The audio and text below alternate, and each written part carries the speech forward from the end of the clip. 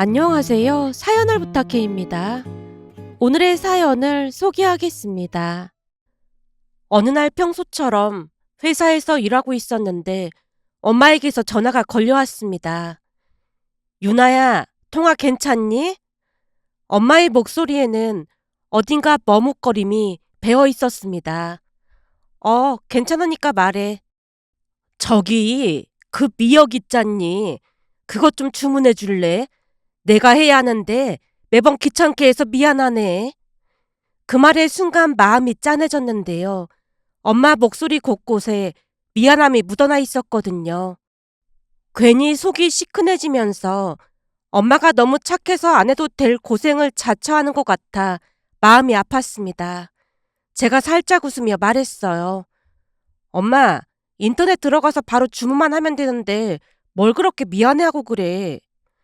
그러자 엄마가 멋쩍게 웃으면서도 여전히 조심스러운 목소리로 입을 뗐습니다. 그래도 괜히 귀찮게 하는 것 같아서 그렇지. 괜찮아. 지금 바로 주문할게. 제 대답에 엄마가 한껏 안도하는 목소리로 말했어요. 우리 딸이 있어서 얼마나 다행인지 모르겠다. 정말 고마워, 딸. 엄마, 나 이번 주 토요일 아침에 내려갈 거야. 슬쩍 꺼낸 말에 엄마가 놀라면서도 환하게 반색했습니다. 토요일에 내려온다고? 아침 일찍 내려갈게. 우리야 좋지만 피곤할 텐데 뭐하러 내려오고 그래. 역시나 엄마는 제가 힘들까봐 걱정했지만 가볍게 웃으며 대답했어요. 요즘 바빠서 못 내려갔잖아. 그나저나 할머니는 어때? 입에서 맴돌기만 하던 질문을 던졌는데요.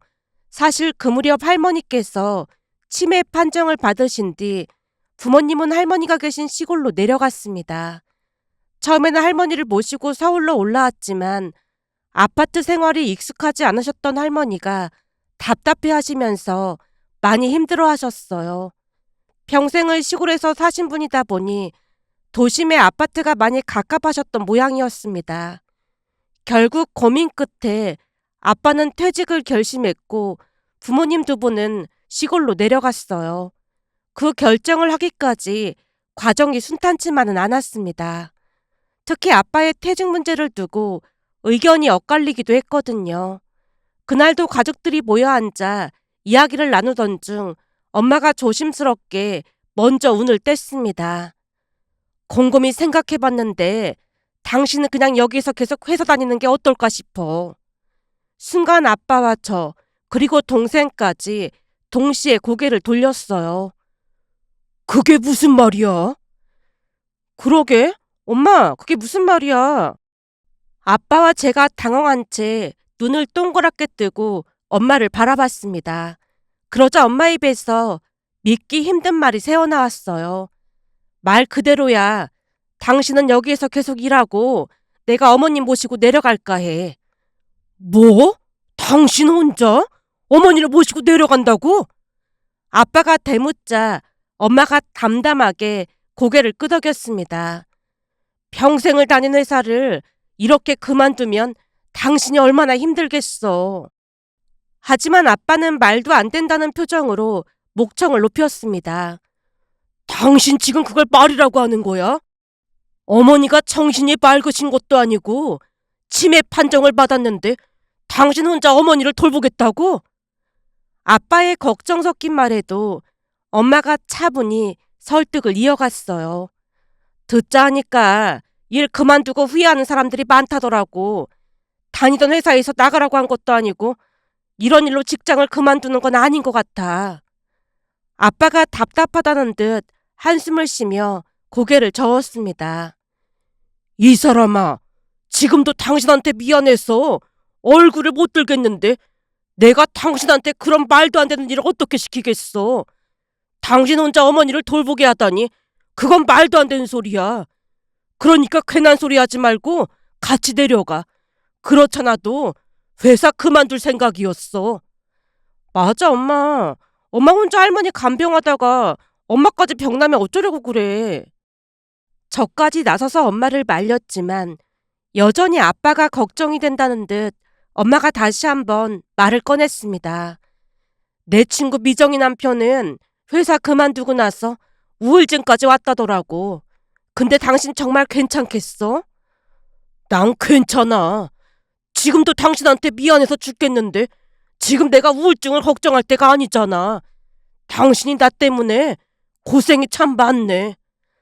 아빠가 진심을 담아 속마음을 전했지만 엄마가 담담하게 웃으며 괜찮다며 오히려 아빠를 위로했습니다. 두 분 사이의 깊은 사랑과 서로를 향한 미안함이 교차하는 순간이었습니다. 그 뒤 아빠는 결국 회사를 그만뒀어요. 긴 세월 몸담았던 직장을 떠나는 게 쉽지 않았겠지만 가족을 위해 과감히 결단을 내렸습니다. 퇴직과 함께 부모님은 할머니 집으로 내려갔는데요. 그곳은 할머니께서 평생을 살아오신 시골 마을로 익숙하고도 정겨운 풍경이 펼쳐지는 곳이랍니다.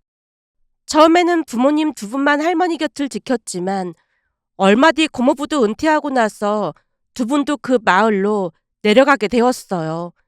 고모 또한 예전에 몸이 아프신 시어머님을 오래 모시고 살았다 보니 미안했던 고모부가 큰 결정을 내렸다고 했습니다. 그렇게 자연스럽게 함께 할머니를 보살피게 되었어요. 누군가는 집안을 살피고 또 다른 누군가는 바깥일을 챙기며 서로 힘을 모았습니다. 함께라서 조금은 나아질 거라는 신락 같은 희망을 품으면서 말이죠. 하지만 시간이 지날수록 할머니의 치매는 점점 더 깊어져만 갔습니다. 엄마가 잠시라도 눈에 보이지 않으면 할머니가 불안해하시곤 했어요. 치매가 심해지면서 할머니는 엄마를 향해 어머니라고 부르곤 했는데요. 아이 같은 행동을 자주 하시곤 했습니다. 하지만 엄마는 그토록 힘든 상황 속에서도 좀처럼 불평을 하지 않았어요. 누가 봐도 벅찰법한 시간이었지만 오히려 감사함을 더 자주 입에 올렸어요. 할머니께서 엄마를 친딸처럼 대해주셨다며 엄마는 매번 가슴 깊이 감사했으니까요. 할머니께서 치매 판정을 받으시고 엄마가 할머니를 모시고 올라왔을 때였습니다. 딸 입장에서는 그 상황이 안쓰럽기도 하고 궁금하기도 해서 조심스럽게 물었던 기억이 납니다. 엄마, 저번에 병원 갔을 때 말이야. 제가 말을 꺼내자 엄마가 가만히 귀를 기울였어요. 어떤 할머니가 할머니랑 엄마 보고 이래서 딸이 있어야 해 그러시길래 내가 딸이 아니고 며느리라고 했더니 엄청 놀라시면서 부럽다고 하시더라고. 주변에 들어보면 시어머니랑 며느리 사이는 좋을 수가 없는 관계라고 하던데 나는 살면서 할머니랑 엄마가 다투는 걸 한 번도 본 적이 없는 것 같아. 엄마가 할머니께 잘해서 그런 거겠지? 제 물음에 엄마가 조용히 미소를 지었습니다. 그리고 천천히 마치 지나온 시간을 되새기듯 대답했어요.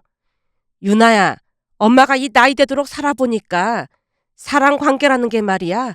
한쪽만 잘한다고 되는 게 아니더라고. 엄마의 목소리에는 오랜 세월이 묻어 있었습니다. 그 말에 조용히 숨을 고르며 엄마의 이야기에 귀를 기울였어요. 생각해봐. 엄마가 아무리 잘해도 할머니가 엄마를 못살게 굴었다면 과연 사이가 좋았을까? 반대로 할머니는 참 좋은 분이신데 엄마가 못되게 굴었다면 당연히 사이가 안 좋았을 거야. 결국 인간관계는 서로가 노력을 해야 유지될 수 있는 거야. 할머니가 참 좋은 분이다 보니까 엄마도 잘하려고 노력했고 그러다 보니 이렇게 좋은 관계가 지속될 수 있었던 거야. 엄마의 말에 고개를 끄덕였는데요. 틀린 말이 아니었거든요. 맞아. 그런 거 같아. 사실 나는 유치원 때까지도 엄마가 할머니 친딸인 줄 알았잖아. 나중에 고모가 엄마가 할머니 친딸이 아니라고 해서 얼마나 충격받았는지 모른다니까. 제 말에 엄마도 뭉클한 표정을 지었고 옛일을 떠올리며 말했습니다. 암튼 할머니는 정말 좋은 분이야. 너 태어나기 전에 외할머니께서 암투병 하셨을 때도 할머니께서 병원비도 보태주시고 서울까지 올라오셔서 엄마랑 함께 외할머니 병간호까지 해주셨거든. 엄마가 잠시 말을 멈췄다가 덧붙였습니다. 그때 당시 암투병으로 외할머니께서 많이 힘드셨는데 할머니가 말동무가 되어주셔서 외할머니가 사부인 덕분에 견딜만 하다고까지 하셨거든. 와, 할머니 진짜 대단하시다. 제가 감탄을 내뱉을 수밖에 없었는데요. 살짝 눈시울이 붉어진 채로 엄마가 미소 지었어요. 그때 할머니 모습 보고 친엄마처럼 모시겠다고 다짐했어. 근데 아마도 두 분 다 남편을 일찍 떠나보내고 자식들을 키우셨으니 서로의 마음을 누구보다도 잘 알았던 것 같아. 암튼 엄마나 할머니 돌봐드리는 거 하나도 안 힘들어. 엄마 눈가에 살짝 맺힌 눈물이 반짝이고 있었습니다. 은혜를 갚듯 할머니께 최선을 다하는 엄마의 모습에 저까지 뭉클해지는 순간이었어요. 그렇게 우리 가족은 크고 작은 어려움 속에서도 서로를 의지하며 하루하루를 살아가고 있었습니다. 그날도 마찬가지였어요. 엄마가 인터넷으로 미역을 주문해달라고 하기에 얼른 주문해드렸습니다. 할머니께서 유난히 미역국을 좋아하셨거든요. 시간이 흘러 주말이 되자 서둘러 할머니 집으로 내려갔습니다. 미역국이 끓어오르는 냄비에서는 고소한 바다 내음이 풍겨나왔고 지방 가득 그 향이 퍼졌습니다. 제가 웃으며 엄마에게 말을 건넸어요. 엄마는 미역국이 질리지도 않아? 도대체 할머니는 왜 이렇게 미역국을 좋아하시는 거야? 내가 너한테 그 얘기 안 했었나? 무슨 이유라도 있는 거야? 제가 호기심이 가득해져서 되물었는데요. 생각해보면 할머니는 치매가 오기 전부터 미역국을 즐겨 드셨던 기억이 났어요. 할머니 집에 가면 식탁에는 빠짐없이 미역국이 올라왔으니까요. 그래서 그저 단순히 미역국을 좋아하시나 보다 했는데 무슨 사연이 있다는 말에 궁금증 가득한 눈으로 엄마를 바라봤습니다. 그게 다 사연이 있는데 말이야. 전에 너 가졌을 때 할머니께서 산후조리 해주신다고 하셨거든. 근데 하필이면 네가 태어나기 한 달 전에 교통사고가 났어. 교통사고? 제가 놀란 눈으로 엄마를 바라봤더니 엄마가 조용히 고개를 끄덕이며 말을 이어갔습니다. 그때 동네 이장님 차를 타고 가다가 사고가 났거든. 그 바람에 그 차에 타고 있던 분들이 한꺼번에 병원에 입원하셨어. 할머니는 다리에 깁스까지 하셨고 말이야. 그랬으니 산후조리를 못 해주셨거든. 근데 할머니가 그게 내내 마음에 걸리셨던 모양이야.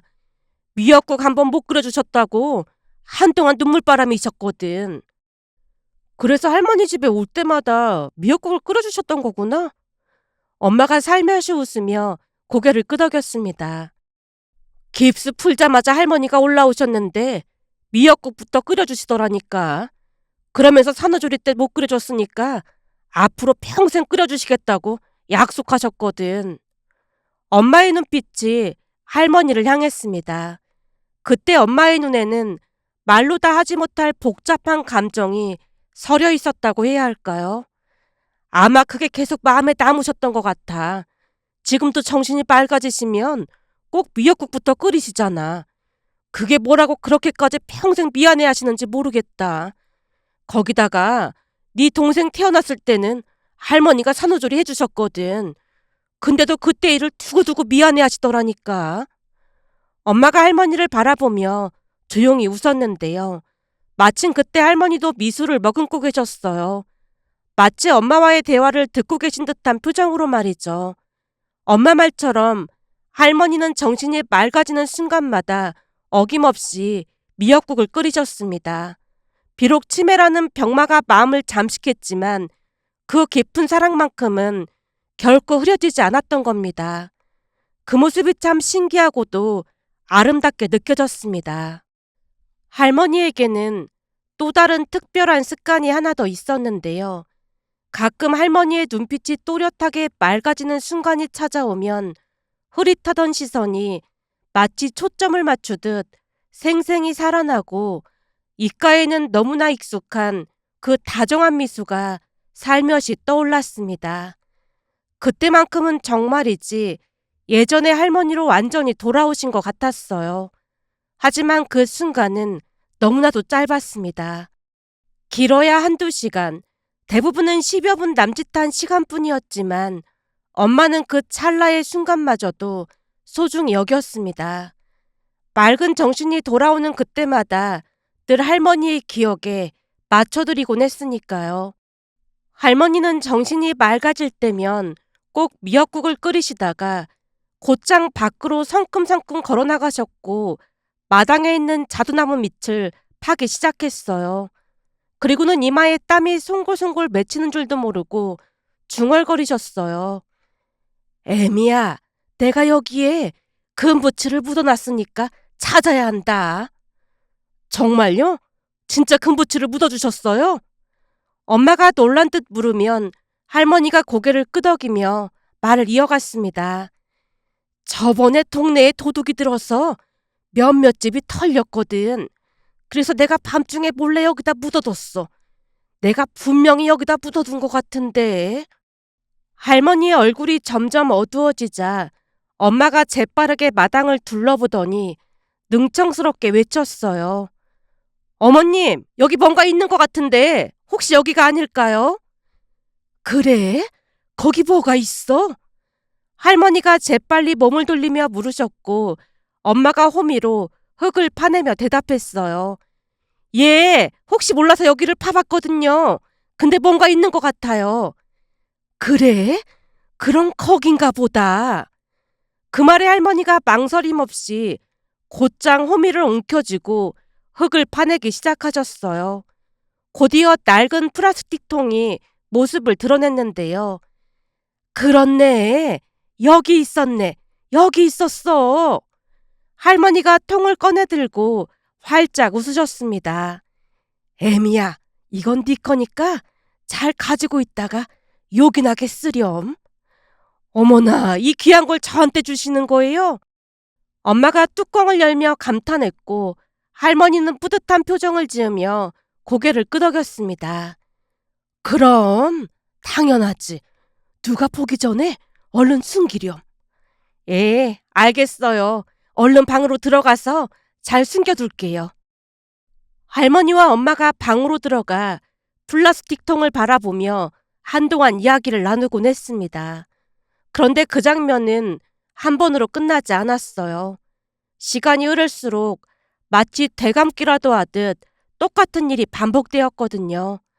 어느 날은 고모가 웃으며 말을 꺼냈습니다.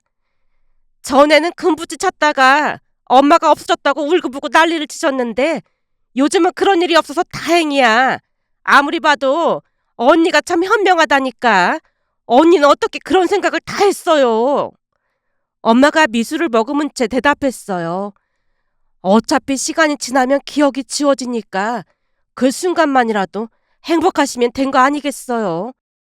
그런데 우리 유나가 어디서 금 비슷하게 생긴 걸 아주 잘도 구해와서 잠깐 보면 진짜 큰 부치 같다니까요. 그 말에 저도 웃으며 맞장구 쳤습니다. 근데 보니까 바꿔야 할 것들이 있는 것 같아. 슬슬 새 걸로 교체해야 할 것 같더라고. 하긴 색이 좀 파란 게 있긴 하더라. 고모가 맞장구 치자 다 같이 웃음이 터졌습니다. 그 일은 어느 날 할머니가 금부치를 찾겠다고 나서면서 시작되었는데요. 정신이 또렷해지시면 어김없이 땅을 파헤치시며 금부치를 찾아야 한다고 하셨거든요. 하지만 아무리 땅을 파도 금부치가 나오지 않자 할머니가 땅바닥에 주저앉아 땅을 치시며 눈물을 뚝뚝 흘리셨어요. 누가 훔쳐갔어? 누가 훔쳐간 게 분명해. 그 모습을 지켜보는 가족들 마음이 무너지지 않을 수 없었습니다. 그런 일이 몇 번을 반복되다 보니 엄마가 기막힌 아이디어를 떠올렸는데요. 할머니의 말을 토대로 가족들이 협력해 가짜 금부치를 미리 묻어두었거든요. 그리고는 할머니가 금부치를 찾으실 때마다 똑같은 연기를 반복했고요. 할머니가 행복해하시는 그 순간을 놓치지 않으려는 우리 모두의 작은 배려였다고 해야 할까요? 그 이후 할머니는 더 이상 눈물을 흘리지 않았으니까요. 그렇게 할머니는 정신이 맑아지실 때마다 같은 행동을 반복하셨고 우리는 그 모든 것에 익숙해져 갔습니다.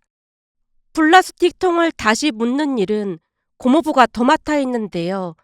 마치 무슨 의식이라도 치르듯이 우리 가족 모두 각자의 역할에 충실했습니다. 누구 하나 빠지지 않고 할머니의 소중한 순간들을 지켜드리기 위해 자연스럽게 손발을 맞췄으니까요. 그런데 어느 날은 정말 믿기 힘든 일이 벌어졌습니다. 그날도 엄마에게서 전화가 걸려왔어요. 유나야, 이번 주에 내려올 수 있겠니? 이왕이면 정훈이랑 같이 내려오면 좋겠는데. 갑자기 동생 이름까지 언급하니 마음이 불안해졌기에 다급하게 물었어요. 왜? 혹시 할머니 안 좋으신 거야? 엄마가 잠시 뜸을 들이다가 조심스럽게 대답했습니다. 아무래도 예전 같진 않지. 근데 요즘 고모 꿈에 할아버지가 자꾸 나오신다고 하더라고. 할아버지가? 그래. 하얀 옷을 입고 나타나서 그동안 수고 많았다고 하셨다지 뭐니. 엄마 목소리 끝이 살짝 떨리는 것 같았습니다. 그러다 보니 고모가 하는 말이 혹시 할아버지가 할머니를 마중 나오신 게 아닐까 싶다고 하더라고. 물론 별일 없겠지만 혹시 모르니까 내려왔다가. 알았어. 정훈이랑 같이 내려갈게. 엄마, 근데 너무 걱정하지 마. 별일 없을 거야. 그래. 엄마도 그냥 혹시나 해서 그런 거니까 걱정은 하지 말고. 엄마가 대수롭지 않게 말했지만 그 속에 감춰진 걱정이 느껴졌습니다. 그렇게 며칠 뒤 동생과 함께 할머니 집에 내려갔어요. 다행히 할머니께서 우리를 알아보시며 환히 웃으셨어요. 우리 강아지들 왔네. 잘 왔다. 잘 왔어.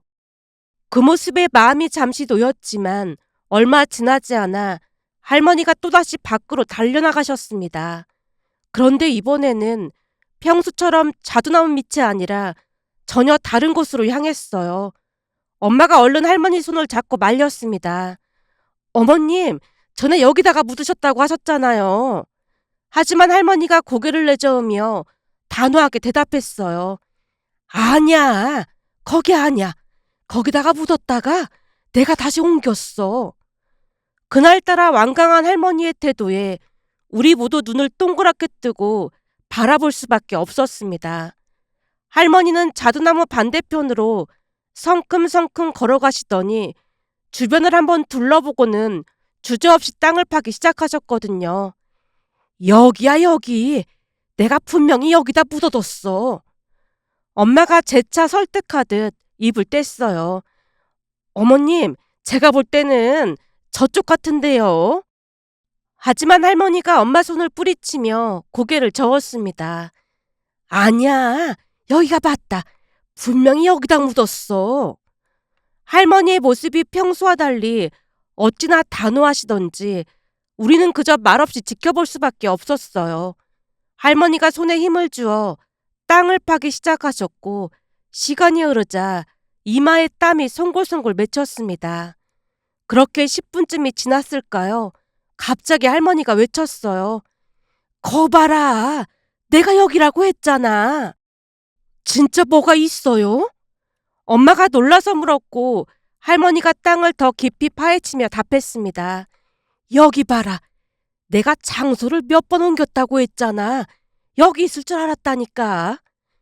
이번에는 엄마가 다급히 호미를 들고 파내기 시작했어요. 그런데 정말로 믿기 힘든 일이 벌어졌습니다. 할머니가 파헤치신 그곳에서 낡은 플라스틱 통이 모습을 드러냈거든요. 그리고 그 안에는 진짜 금부치가 들어있었습니다. 우리 모두 그 자리에서 숨이 멎은 듯 얼어붙었는데요. 통을 열자 상당한 양의 금부치가 들어있었습니다. 눈앞에 펼쳐진 그 광경에 누구도 쉽게 말을 꺼낼 수 없었어요. 그때 할머니가 엄마를 향해 따뜻하게 말씀하셨어요. 애미야, 그동안 고생 많았다.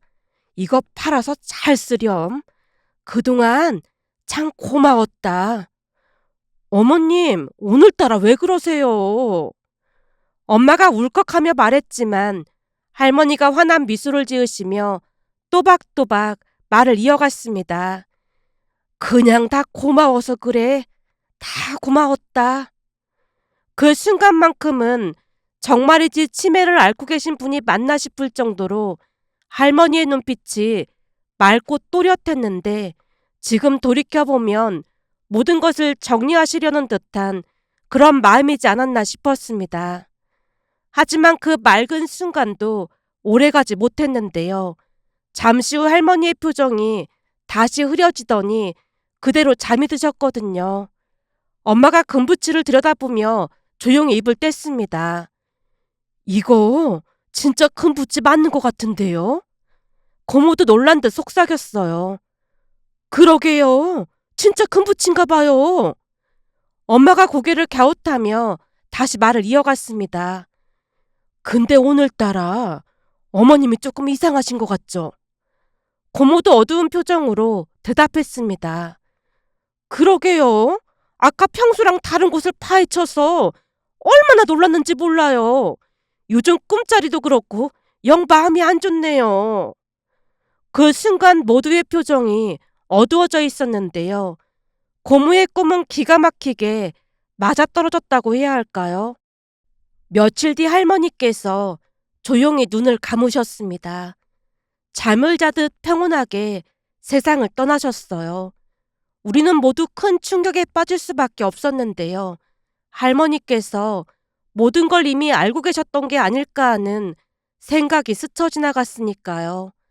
그렇게 슬픔 속에서 장례를 치르고 한 달쯤이 흐른 후 다시 할머니 댁에 내려갔을 때 엄마에게 물었습니다. 엄마, 근데 그 금붙이 진짜가 맞아? 그럼 진짜였지. 고모네랑 똑같이 나눴어. 할머니 유품이니까 잘 보관하려고. 제가 새삼스럽게 감탄하며 중얼거렸습니다. 진짜 신기하다. 돌아가시기 전에 그걸 기억해내시다니. 엄마가 먼 산을 바라보다가 시선을 떨구며 입을 뗐어요. 그러게 말이다. 그 와중에도 자식들 걱정이 돼서 그러신 거 아니겠니? 그 마음이 느껴져서 더 마음이 아프더라고. 그리고는 살며시 등을 돌리더니 눈가를 훔쳤습니다. 엄마의 붉어진 눈시울을 보며 저도 가슴이 먹먹해졌는데요. 자식을 향한 어머니의 마음이란 참으로 놀랍고도 위대하다는 생각이 들었습니다. 끝까지 자식 걱정을 놓지 않으셨던 할머니처럼 부모의 사랑은 끝이 없는 것 같다는 생각과 함께 다시 한번 부모님께 잘해야겠다는 마음이 들었는데요. 며칠 후 할머니의 첫 기일을 앞두고 이런 놀라운 사연도 있을까 싶어 이렇게 글 남겨봅니다. 오늘의 사연은 여기까지였습니다. 즐겁게 보셨다면 구독, 좋아요 부탁드립니다. 고맙습니다.